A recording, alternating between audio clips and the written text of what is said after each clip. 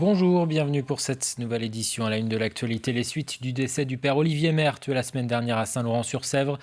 Le parquet de La Roche-sur-Yon a ouvert aujourd'hui une information judiciaire contre X pour assassinat. Le principal suspect, un homme d'origine rwandaise, poursuivi pour l'incendie il y a un an de la cathédrale de Nantes, est toujours hospitalisé en psychiatrie. Son état de santé ne permet toujours pas aux enquêteurs de pouvoir l'entendre. L'actualité, c'est aussi la prudence rappelée par la Ligue contre le cancer. Le soleil devrait s'imposer cet après-midi sur le littoral vendéen. Et si la tentation est grande de revenir de vacances bronzées, attention au danger des rayons UV. La Ligue contre le cancer de Vendée organise en ce moment des actions de sensibilisation sur les plages. Environ 1800 personnes décèdent chaque année en France d'un cancer de la peau. Explication, Marie-Aimée Copleutre. Sur la plage de Saint-Hilaire-de-Riez, les températures estivales font sortir les touristes et les Vendéens. Pour parer aux rayons du soleil, chacun a sa propre méthode. Comment vous faites pour vous protéger du soleil ? De la crème solaire pour moi et les enfants et des matières textiles qui ne laissent pas passer les UV. Je mets de la crème solaire. Port de casquette, port de lunettes. En général, ce qu'on fait, c'est qu'on s'hydrate énormément. Je mets mes lunettes de soleil. Je mets un beau chapeau que mon conjoint m'a offert. Pourtant, malgré ces précautions, on dénombre en France 80 000 nouveaux cas de cancer de la peau chaque année. Un chiffre qui interpelle les associations comme la Ligue contre le cancer. Le cancer de la peau, il existe en fait deux types de cancer de la peau. Un cancer de la peau qui s'appelle le carcinome. C'est un cancer qui se soigne relativement bien. Par contre, il y a une autre catégorie de cancer de la peau qu'on appelle les mélanomes. Là, par contre, c'est un cancer grave. Ces deux cancers sont liés à des expositions solaires fréquentes. Et il y a même certains cancers qui sont peut-être dus justement, qui arrivent assez loin dans l'âge adulte, mais peut-être parce que qui surviennent sur une peau qui a été très exposée et mal protégée peut-être dans l'enfance et l'adolescence. L'été, la Ligue contre le cancer est très active sur les plages. Elle profite du littoral pour faire de la prévention auprès des adultes et des enfants. Les Vendéens sont particulièrement touchés par le cancer de la peau. On diagnostique 30% de cancer en plus par rapport à la moyenne nationale. C'est vrai que la Vendée est un département de France où il y a effectivement un taux relativement important de carcinome et de mélanome, puisque nous sommes un département de bord de mer avec des plages magnifiques et que donc on va à la plage et on va s'exposer au soleil. Pour prévenir les cancers de la peau, il est conseillé de consulter un médecin ou un dermatologue en cas d'un changement d'aspect de la peau ou de l'apparition de boutons et de taches.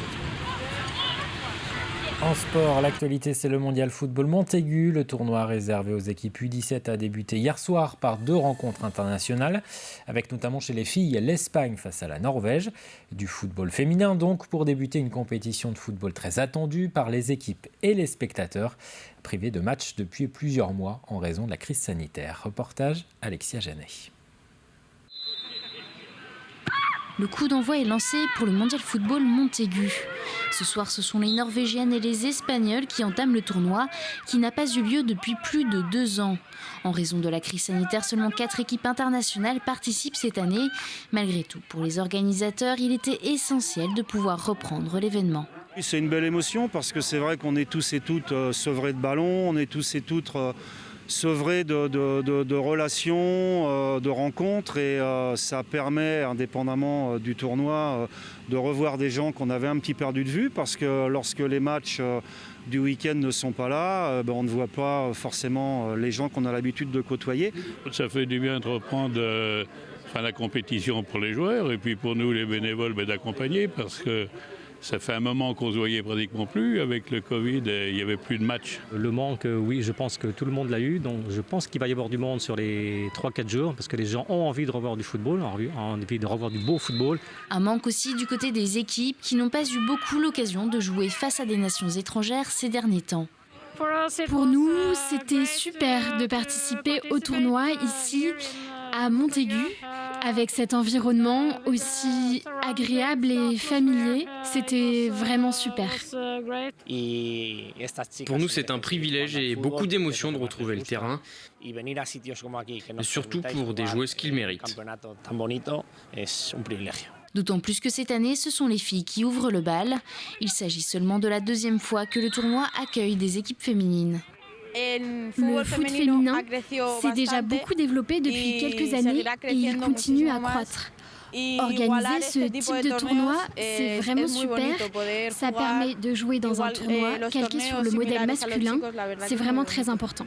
Résultat de la rencontre, 5-2 pour les Espagnols.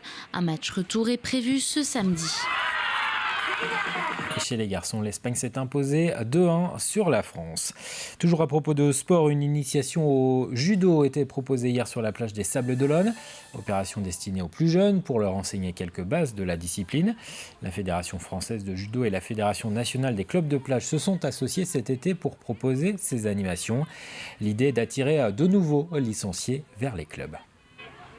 Ils apprennent à faire des roulades, à chuter. Au judo, on dit chuter.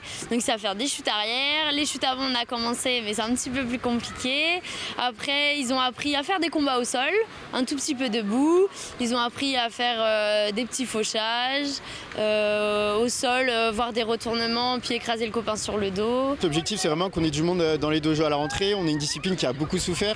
La 2e fédération de France en termes de licenciés qui a connu la plus forte baisse en termes de licenciés. Et donc l'objectif, c'est de surfer à la fois sur les jeux et à la fois sur Kodomo qui passe bien auprès des enfants pour donner une nouvelle dynamique au judo français.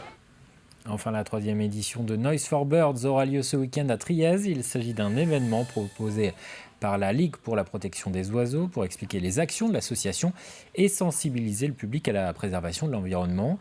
Une journée qui se déroulera à la ferme de Dimery pour montrer aussi les relations qui peuvent exister entre la LPO et le monde agricole. Sur cette ferme, on va pouvoir mettre en évidence le lien entre des pratiques d'élevage et la présence d'un grand nombre d'espèces sauvages, donc notamment des oiseaux qui sont protégés. Donc on va pouvoir proposer des visites de ferme qui vont permettre à la fois de voir les animaux d'élevage, mais aussi les animaux sauvages, mais aussi la flore, les prairies.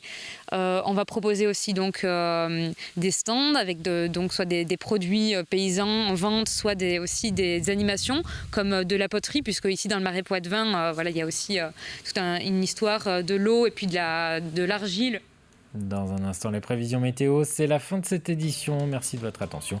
Très bon après-midi sur TV Vendée.